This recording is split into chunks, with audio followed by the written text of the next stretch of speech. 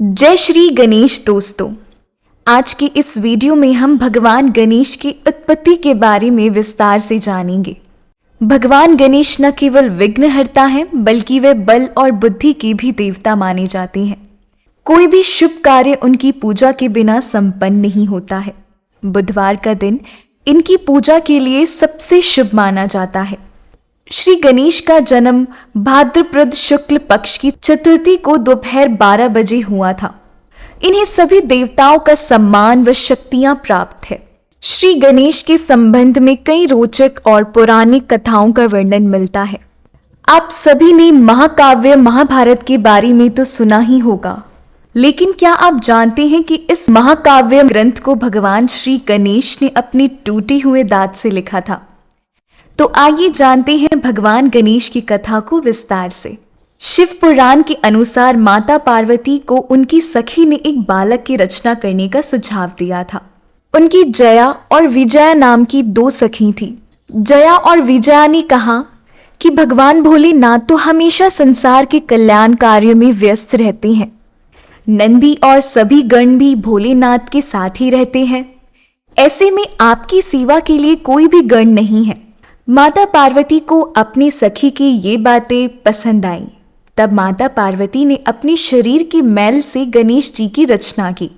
उस समय भोलेनाथ कैलाश पर्वत पर तपस्या कर रहे थे। जन्म के समय गणेश जी दिखने में अत्यंत सुंदर थे। उनका तेज किसी देवताओं से कम नहीं था। बुद्धि और बल में भी वे देवताओं के ही समान थे। माता पार्वती ने उन्हें अपना स्वर्ग मंडित मुग्दर प्रदान किया। ये शस्त्र देव दानव सभी को मारने में समर्थ था। महादेव को छोड़कर इसका सामना करने की शक्ति किसी भी देवता या दानव में नहीं थी।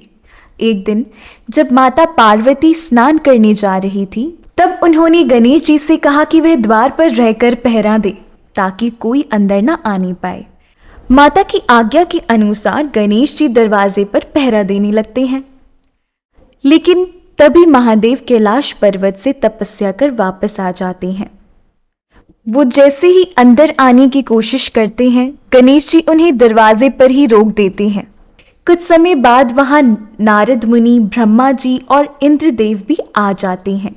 सभी गणेश जी को समझाने का बहुत प्रयत्न करते हैं, लेकिन गणेश जी अपनी बाल स्वभाव के कारण किसी की भी नहीं सुनते।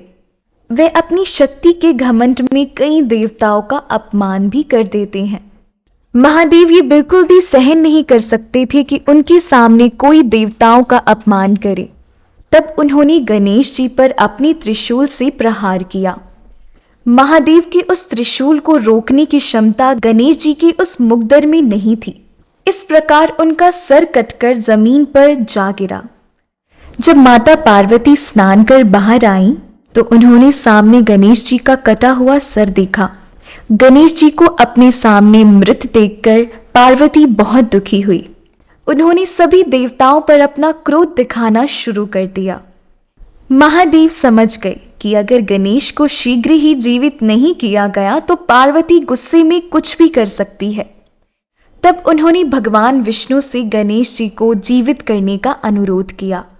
विष्णु जी ने अपने सुदर्शन चक्र को आदेश दिया कि वे उत्तर दिशा की ओर जाएं और जो भी माँ अपने बच्चे की तरफ पीठ कर कर सोई हो, उस बच्चे का सिर ले आएं।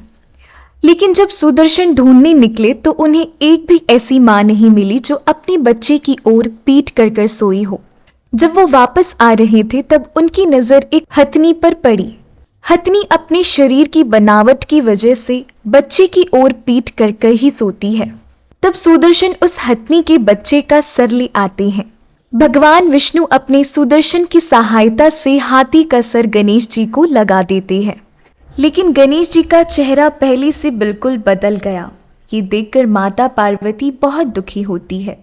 वो कहती है कि इस रूप में हमारे पुत्र की पूजा कौन करेगा। तब शिव जी पार्वती से कहते हैं कि पृथ्वी पर गणेश ही प्रथम पूज्य देवता होंगे। इनकी पूजा के बिना कोई भी शुभ कार्य अधूरा माना जाएगा। इसलिए सभी शुभ कार्य में किसी भी देवता से पहले गणेश जी की पूजा की जाती है। शिव महापुराण के अनुसार जब भगवान शिव त्रिपुरा का नाश करने जा रहे थे, तब आकाशवाणी हुई कि जब तक आप श्री गणेश का पूजन नहीं करेंगे तब तक त्रिपुरा का संहार नहीं कर पाएंगे। तब भगवान शिव ने भद्रकाली को बुलाकर गजानन का पूजन किया और युद्ध में विजय प्राप्त की। गणेश जी को पौराणिक पत्रकार भी कहा जाता है क्योंकि उन्होंने महाभारत का लेखन किया था। इस ग्रंथ के रचयिता तो वेद व्यास थे, परंतु इसे लिखने का दायित्व गणेश जी को दिया गया था। लेकिन गणेश जी ने शर्त रखी थी कि उनकी लेखनी बीच में रुकनी नहीं चाहिए। इसके लिए वेद व्यास ने उन्हें कहा कि वे हर श्लोक को समझने के बाद ही लिखें। श्लोक का अर्थ समझने में गणेश जी को थोड़ा समय लगता और उसी दौरान वेद व्यास जी अपने कुछ जरूरी कार्य पूर्ण कर लेते थे। अगर आप सनातन धर्म से जुड़ी फैक्ट्स जानना चाहते हैं तो वीडियो को लाइक और चैनल को सब्सक्राइब जरूर करें। जय श्री गणेश दोस्तों।